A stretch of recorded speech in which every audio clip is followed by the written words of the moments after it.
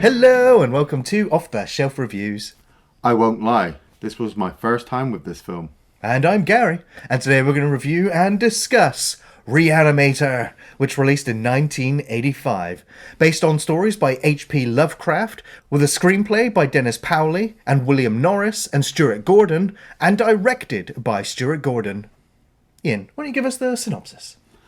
Well, the story follows Daniel Kane, who is a doctor. He is working under Dr. Carl Hill, and they are performing medical studies for some classes. But along comes Dr. Herbert West, played by Jeffrey Combs, who has a special serum that can reanimate the dead. Hilarity ensues, and a lot of grossness follows.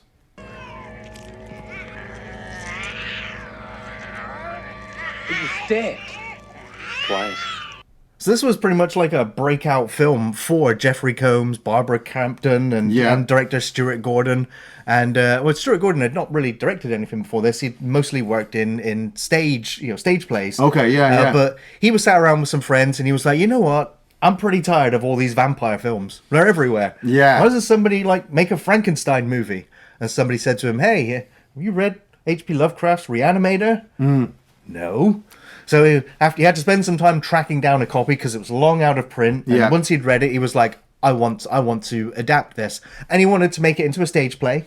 And then he tried to get it worked as a TV series. Yeah. And then eventually, getting, finances for a low-budget horror movie, much easier. And that was the route that they took. And they did intend to make this an honest, as close to the source material adaptation as they could. Okay, yeah. But then when they were making it, they were like, meh, you know what, let's just go in this direction. So we'll have it as a template of source material, but it's fine. And, I have to say, I think that, Jeffrey Combs has gone on to lots of other characters, but I'd never felt like he got the recognition he deserved. True, all of his Star Trek roles, all of his other odd-bod characters that he's played, but it all comes down to this one, which I think just launched his career into that B-movie icon status. Oh, totally. If we're talking like actors like Bruce Campbell, Herbert West is for Jeffrey Combs what Bruce Campbell is for Ash. Yes. Yeah, absolutely. And so since this film's released, it's all of those rental video stores, it's on the trailers in front of all of those horror movies as well. It's just like, you have to see Re-Animator. It is iconic. Well, you may well be right. Are you sure you want to find out? How did I ever miss this one? How have we watched so many films in our time and we have never, ever sat down and watched Re-Animator? Now, I know this is bad on my part because I should have gone out and done it myself, but I was too busy watching other films that other people wanted me to watch. Like Tekken, and like Venom or slashers. The list goes on, and every time I was sat watching Re-Animator for this review for the Halloween series, and my brain went, I've never seen this. How is that possible, Ian? What were you doing? I mean, I know what I was doing. I was playing video games and drinking beer and working and stuff like that. But nobody has a copy of Re-Animator. Yeah, I had one, but like a lot of other of my VHS tapes, they all kind of got borrowed and never returned. Right, well, that's it. Like, you never once said to me over the years to say, like, dude, you really need to get me Re-Animator for my collection for Christmas, for my birthday. And I should have, and then I would have got it myself. And then I've been like, oh, I've got it. Oh, Jeffrey Combs. The first time I remember seeing Jeffrey Combs was in The Frighteners. That was the very first time for me. I watched The Frighteners and I thought, who is this guy? Who is this secret agent? He is amazing. And then the following years, you'd be watching like Star Trek Deep Space Nine and be like, I know that voice. And then playing a game and you're like, hang on a minute, who's that? And you realize that he has been in everything. And people go, oh, have you ever seen Re-Animator? And I'm like, no, I will. I lied to myself. You did.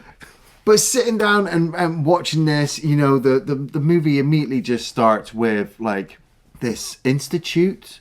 This hospital somewhere in Switzerland, apparently. Yeah. And we're following all of these medical doctors and security guards walk into this room, and there's Herbert West, hanging over a corpse, or, he's a reanimated corpse. Yeah. A patient who's not very well. Well, it's a doctor, isn't it? Exactly. It's actually Dr. Hans Gruber. Right. Wait a minute. I know 3 that years name. before he fell off the Nakatomi Plaza. Yeah, hold on a minute. That's how I realised I'd never seen Re-Animator, because how did I never realise the first guy's name that you hear is Dr. Hans Gruber? I don't know if it's a popular name in Switzerland. There's only one time in my 41 years I've ever heard the name, well, 2 times now, but for a long time.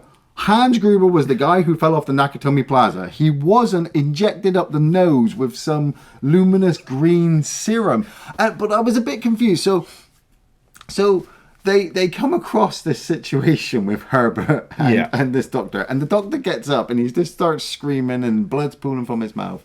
And then his eyes explode. Yeah. So like within 5 minutes of this movie, there's gore, okay? And it's amazing. The movie's only like an hour and a half, which I was like, oh my God, that's so compact.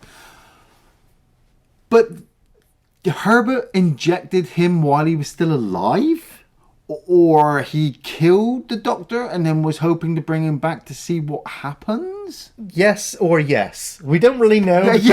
Like, obviously, the blame is put on Herbert West, and he's like, I didn't kill him. I gave him life. Yeah, it's such a great line. You killed him. No, I did not. I gave him life. So, I mean, as the film goes on, we will suspect Herbert West of murder of animals or of humans in order to have another test subject, essentially. Yes. He's not evil. Yes, he is. Yes. He's created a serum which reanimates corpses. But that on itself doesn't make him evil. It does if he keeps using it knowing that it's a failure. Well, I mean, it's the mad genius, isn't it? I mean, it's a mad genius. Yeah, I get your point. You know, he is Dr. Frankenstein. He wants his experiment to be perfect. He wants to reanimate a corpse that literally just comes back to life. And I mean, because it comes from the H.P. Lovecraft story that like Herbert West sees human bodies as kind of just biological machines, and if you can restart it, then it will be great. But as the movie goes on, he's just injecting shit with this luminous green stuff and seeing what will happen. And a lot of times it just comes back to life and wants to kill whatever's around. So that's it in my mind. Dr. Hans Gruber, I'm assuming, was dead. He hoped to bring him back, but his eyes exploded. And then the title sequence happens, and it's really kind of kooky and psychedelic with the Psycho tune.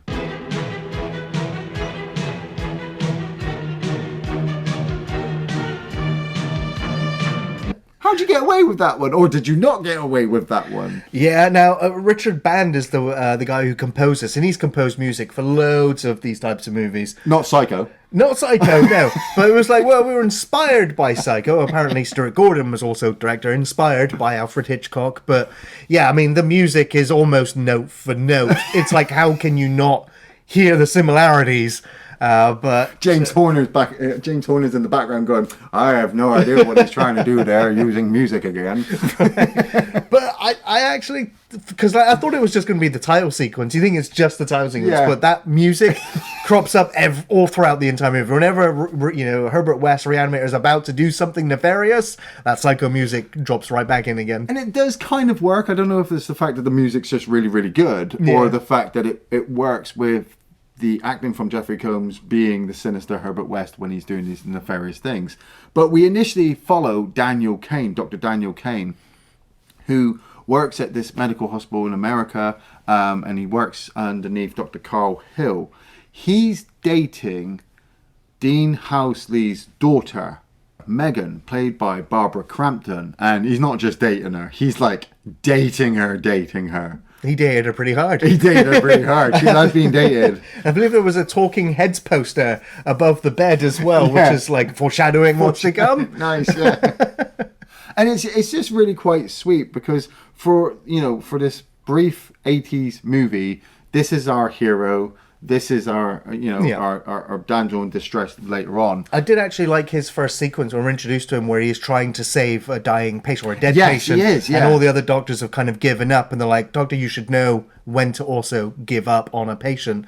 And so we kind of get like, you know, how much he cares and wants to bring people back to life and not lose any patients. And so, and he gets distraught over that as well. So it's like, okay, so it sets him up as the good guy. Yeah, but you've also got kind of the sinister Dean behind it, played by Robert Sampson, who's obviously wanting just more money to come into the hospital so that they can get more funding. And he's wanting to work with Dr. Carl Hill, played by David Gale. Now, initially, you know, Dr. Hill doesn't come across as a bad guy, but he is a bit...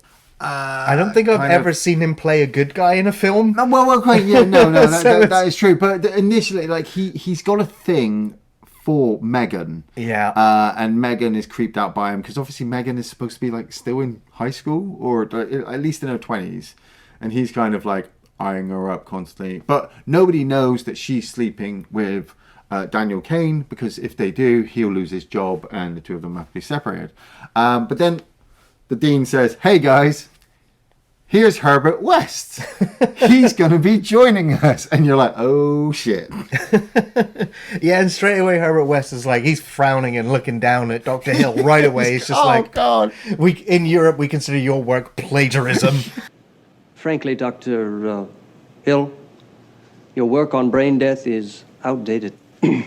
There's some great sequences from Jeffrey Combs, from just the way he delivers his dialogue, the way he controls the sequences. Like you said, this back and forth between him and Carl Hill. Like, David Gale is such a great actor, but the way that Jeffrey Combs kind of, like you said, talks him down, fucking looks down at him. Oh yes, I'm a genius. I've you know, crossed the line of death and all that kind of stuff, and you're still in your cave, and you're like, oh my god, you know. Dr. Hill's like, I look forward to failing you, Dr. West. yeah. And we cut to the classroom where he's doing the autopsy, where he's exposing the brain, and we get this really gorgeous. We're probably not gonna be able to show some of this, but he's just like, yeah, you just make the incision around here, and you just grab with both your hands, and you just pull the face off, and then you take out the brain. He's like, look at this. Yeah. But all the while, Dr. West is just sat there, and he snaps the pencil because he's frustrated with the basics just being taught here, and then he snaps the second pencil. He's just like, oh, he's really getting to him. Maybe you should get a pen.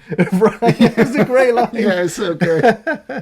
And so Dr. Hill's just like, he just storms off. He's like, class dismissed. Off he goes. Yeah. But Dr. West needs a place to work, and it just so happens he also needs a place to stay. He does, yes. And Dr. Cain happens to have a place. West moves in, he just kind of hands over a shit ton of cash to Cain, and Cain can't turn it down. But Megan is suspicious of him. She's wondering why he's come over from Europe, which we know from the beginning of the movie is he's obviously hiding from the police. But they've also got a cat, Rufus, or they had a cat. It's gone missing. Megan's walking around the apartment. She's trying to look for this cat, and it just so happens that Herbert's door kind of opens up. Now, I've lived with people, and obviously, yeah, you get a bit suspicious and paranoid of people, but there are rules in place. You kind of just don't go into their bedroom, and you certainly don't open their fridge in their bedroom. But if they happen to have your dead cat in that fridge, they have a lot of explaining to do. Yep. And, that's when Herbert comes home, and they accuse him of killing the cat, and he's like, no, I found it that way. Yeah. It kind of knocked some rubbish over and got his head stuck in the jar and suffocated, so I put it in the fridge so it wouldn't smell the place out. Yeah, and I was going to tell you, but I didn't want to leave a note. And he is really quite convincing. Yeah. That, any situation he would have made with this cat dying, he would have been blamed for. But he honestly doesn't know why it's dead. And then it goes to nighttime, and Cain's gone to sleep, and he's woken up by some crazy ass noise. And if you've been watching, you know what's going on. And it's such a great created sequence where Cain's walking around. He tries to wake up Herbert from his bedroom. No way of waking him up. He goes to the basement door, heads down there, and you've got Jeffrey Combs running around with a fake cat attached to his back, screaming his head off, and you know that cat has been brought back to life. That one shot against the wall is amazing. Well, when he throws it against the wall, man, it's the whole escapade of them wandering around with got like brooms in their hand. They're like, I mean, this is where these two really become like buddies, I guess. I wouldn't say buddies, acquaintances. Okay, sure. But I mean, they're both on the same page of like wanting to bring people back from the dead. Yeah, kind of like as a doctor, he wants to save lives. Herbert just wants to bring them back forever.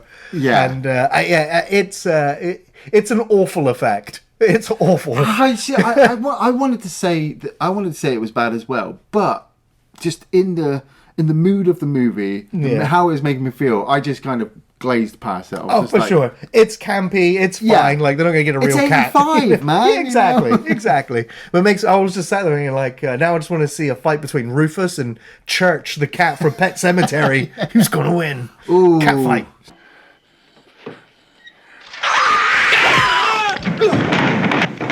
Well, it depends on how much damage Rufus is going to take, because, they kill it. Yeah. And then he convinces him that it is dead now. He's like lifts it up and drops it. Probably dead, but I'm going to show you what my serum can do. And he injects the cat again, and the cat kind of comes back to life, and it's screaming. And Daniel's just like, why is it making that noise? And he's just like, it's like rebirth. But also imagine how much pain that this thing is in.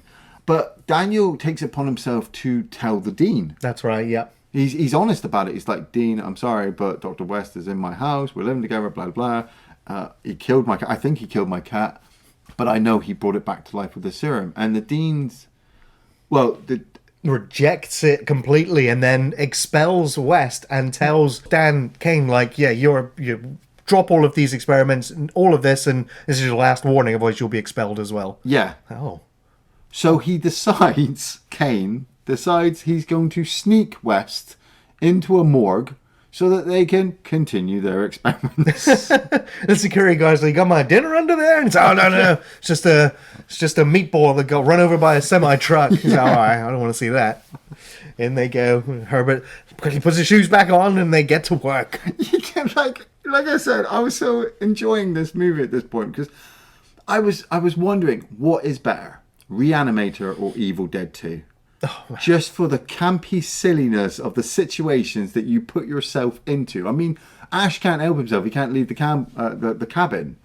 But these guys willingly went, let's go to the morgue and raise the dead and inject the corpse with this. And Herbert is just convinced that the less time they spend with a brain dead corpse, the better chance they've got of the corpse coming back to life and being okay. Yeah.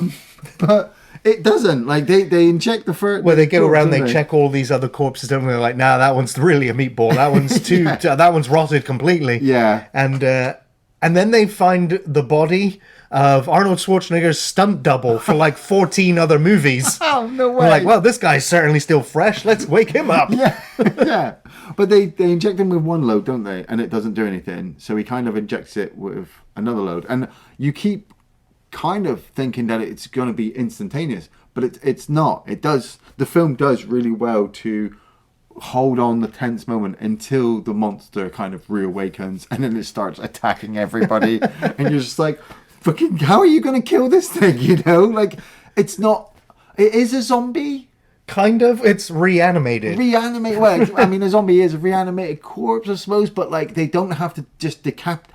Do they have to decapitate it? No. The body can just keep going. We will see that later on. I guess it can be killed and revived and killed and reanimated over and over and over again. Because it's based on the cat. Yeah, in my mind, I was trying to figure out exactly how Herbert West uses the fluid. Like, does he have to just inject it into one body part and it goes through all over? Or if you have multiple body parts, does you have to inject every single one? Because at first I thought it was only the brain that needed to be injected. Yeah. But then there is a sequence later on where he's like, well, I've never tried whole parts before, so he will inject the body separate from a head. But we'll get to that anyway, because right now the Dean has heard all this commotion. He knows that Dan Kane is in the building again. Yeah. And so he races down there, goes in there, and then sees them. Well, he's banging on the door, and that's when this reanimated corpse bashes the door through, crushes the dean, picks him up, bites his fingers off, throws him against the wall and kills him. Yeah. But that's then when Herbert picks up the bone saw and basically carves a hole right through the back and through his chest, through his heart. And that kills him. Yeah. That practically kills him. And then I was just giggling to myself because the whole plot point is we need to inject a corpse fresh after it's died with this serum to see what will happen. And Daniel Cain and Herbert are just arguing over it. And Herbert's just like, can we reanimate it now? Yeah, I'm like, don't bother wasting time to move the thing onto the table. Just freaking inject it now. See what happens. Because the longer you wait, the more time is wasted, the more chance this thing's not going to come back properly. And they do. They inject the dean, and he does come back, but he is kind of brain dead. You know, that is the main concept of this serum, that every time he injects it into these corpses, they come back and they're evil and want to eat flesh. Well, they're reanimated, but there's no life behind the eye, so to speak. There's no consciousness, there's no soul left. Yeah. So with Dean Halsey, they believe that he's just gone mad, that he's that's Herbert's excuse, isn't it? When the security guard comes in, he was just like, the Dean did it, and he killed this guy, and now he's gone mad. Yeah, so they do just lock him up in a padded cell, but it's Dr. Hill who's like, caring for him now. Hang on a minute, you know, he's got no pulse, his body temperature's low, you know, but he doesn't tell anybody. He's suspicious of West. Obviously, Megan is fucking beside herself. Right. And so this is now where Dr. Hill, he's obviously aware of what West is up to, and ends up going down to West's basement and confronts him. Yeah. And basically just says, look, I know what you've been doing, and now you're going to give all of that research into this serum to me, I'm going to be the one that becomes famous. And West is kind of like transfixed by him, paralyzed by him, and under like some kind of mind control. Now, there is a whole other subplot of this film about Dr. Hill, where he has the power of almost a psychic. He can control minds. But they cut all that from the film. And so that's why there's a couple of weird moments where you're like, how is he able to do this? And it's not really explained, including later on where he's able to control corpses. He's practically like a necromancer. I think, in a way, yeah. Because I did give the H.P. Lovecraft story a quick wiki before I actually watched the film. And there are elements...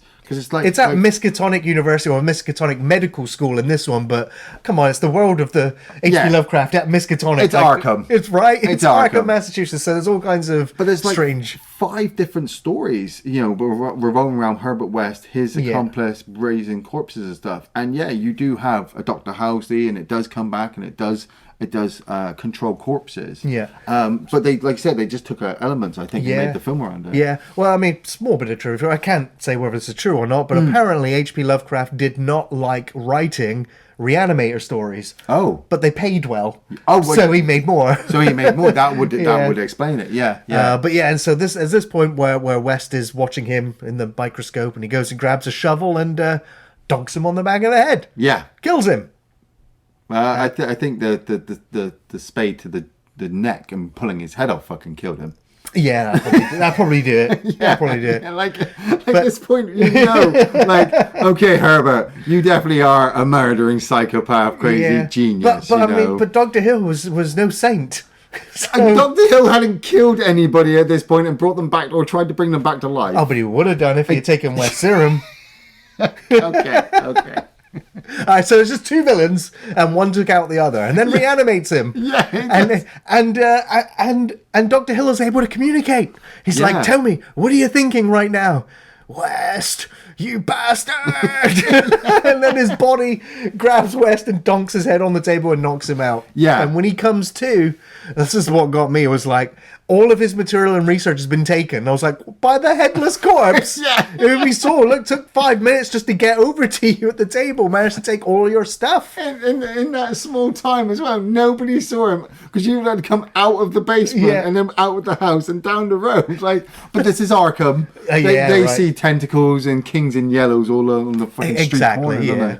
aren't Now, there is a line here which apparently Jeffrey Combs said he always hated his delivery of it, but he was like, how do you say this line? Yeah. Where it's just like, oh, Dr. Hill took all my stuff. He took all my serums, except the stuff I've got upstairs. But he took all my stuff. It's like he hated his delivery, and it is a little bit weird, but Jeffrey Combs sells it. It's all gone!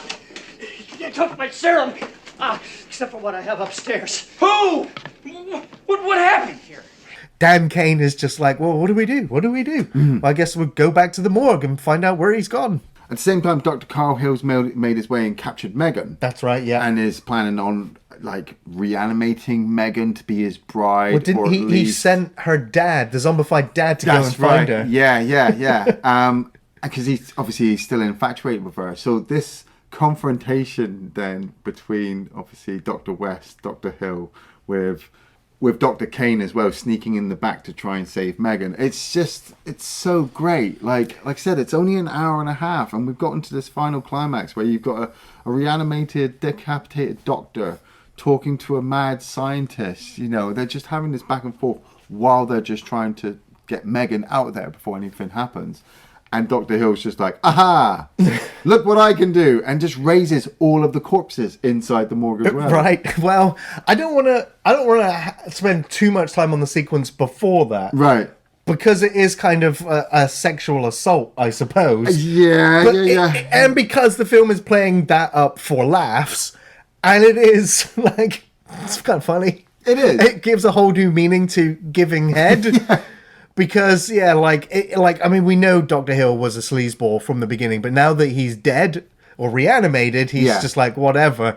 And, there's this whole sequence where his body's holding his head and it's licking and suckling on Barbara Crampton, who also said, like, she had no qualms with her nudity in this film. She said it served the story, and I would do it for any story so long as it was appropriate. And so she had no problems doing this. She said she felt comfortable with everybody that was there, so it wasn't really an issue. It was the 80s. However, because of this sequence, unfortunately for David Gale, he was swiftly divorced after his wife stormed out after witnessing what was going on in this film. And now, don't know whether that was the reason for the divorce, but most of the cast tended to believe that might have been the case. So I feel really bad for him because it was quite a cool, funny gag in the film. It's very well filmed. I mean, if you've seen the tree sequence from Evil Dead, I'd say that's actually worse. Exactly, much worse, because this was suggested and it didn't actually happen because they got interrupted. But it would have been worse.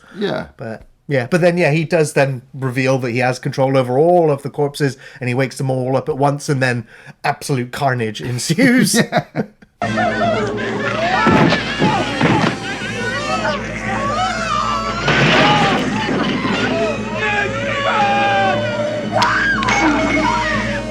And so there's literally carnage everywhere. They're being thrown around. Like Herbert West looks like he's about to get taken down, and then he manages to grab 2 serums at once, and he's like, "Time for an overdose." He double injects Dr. Hill. Doesn't the dad get ripped apart as well? At the end, I mean, in silhouette, you see all the other corpses just tearing him apart because he actually, even though, I mean, he's kind of come out of the spell of Dr. Hill and recognizes his daughter and tries to stop the other corpses from getting to her, and he holds them back, and then they pull him away and then pull him to bloody pieces. But at the same time, Dr. Hill, who had been overdosed with the serum, explodes in a vortex of tentacles which manage to wrap themselves around West, and it looks like they're pulling him into another dimension with this little light in the fog down there. And that's when he throws his research to Dr. Kane, and he's like, "Take my research, carry on the work." And he's pulled away into another realm. So I wondered that. I mean, I had a couple of beers while I was watching Re-Animator and was having such a fun time that, 1 minute West was there, the next minute he was gone, and Dr. Kane is rushing Mandy to the hospital. Because, she'd been hurt during the final fight, and so then he's trying to save her, much like he had tried to save the person at the beginning of the movie, and he's unable to.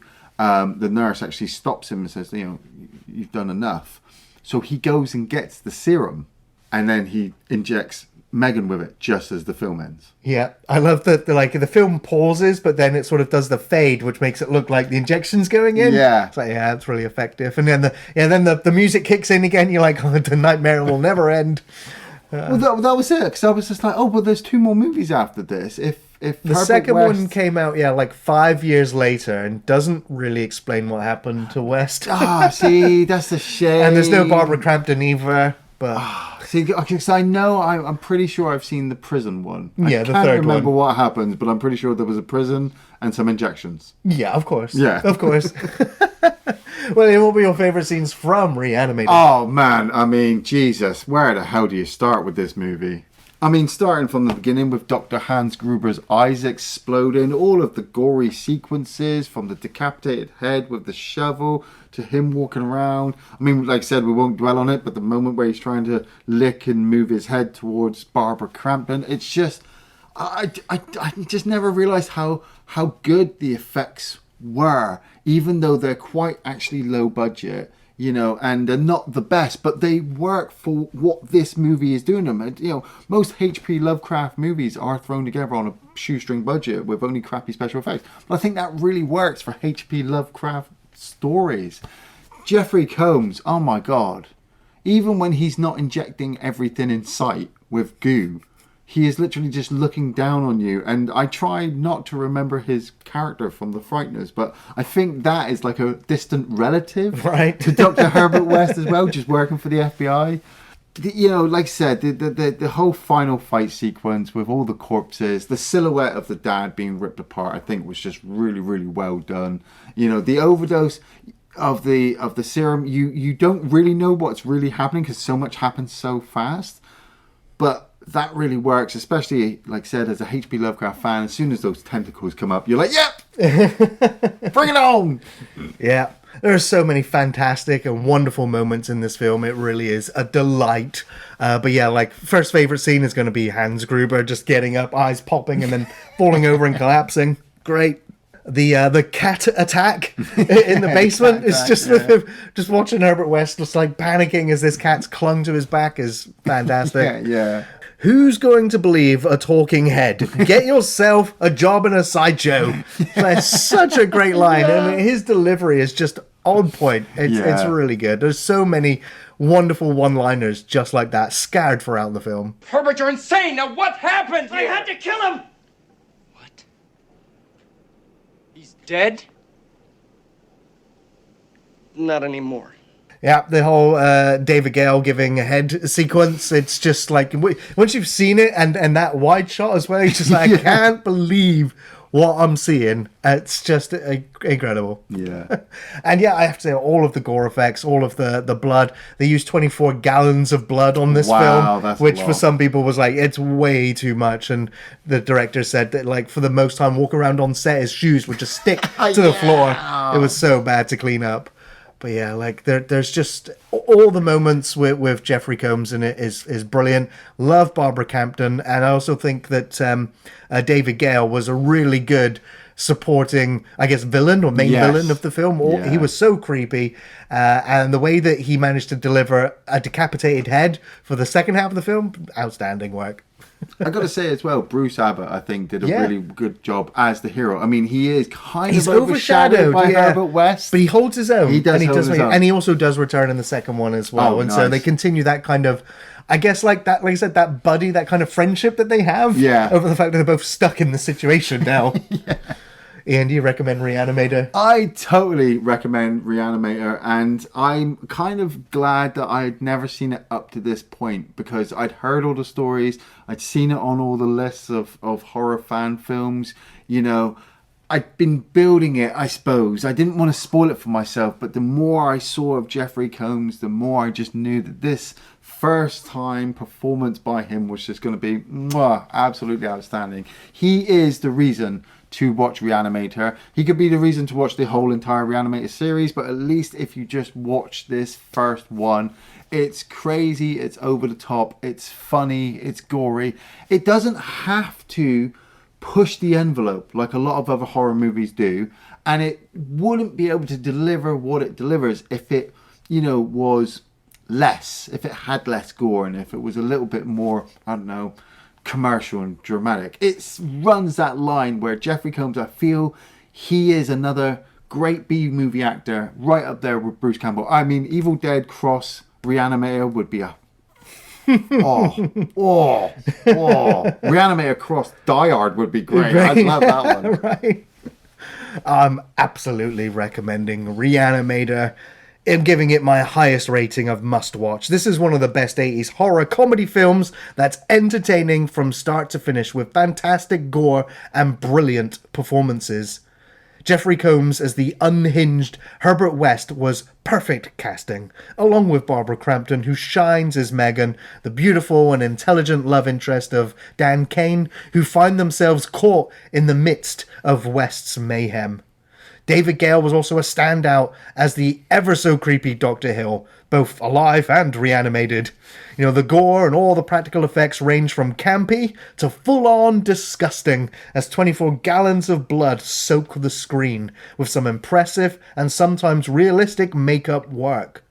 Director Stuart Gordon really nailed the tone and balanced the graphic violence with dark humour in equal portions, never taking itself too seriously, with memorable one-liners and outrageous over-the-top set pieces akin to The Evil Dead and Brain Dead. So yes, this is a must for horror fans. This is what cult classics are made of. It's iconic and brilliant and endlessly rewatchable. Death is just the beginning. Thanks for watching Off the Shelf Reviews.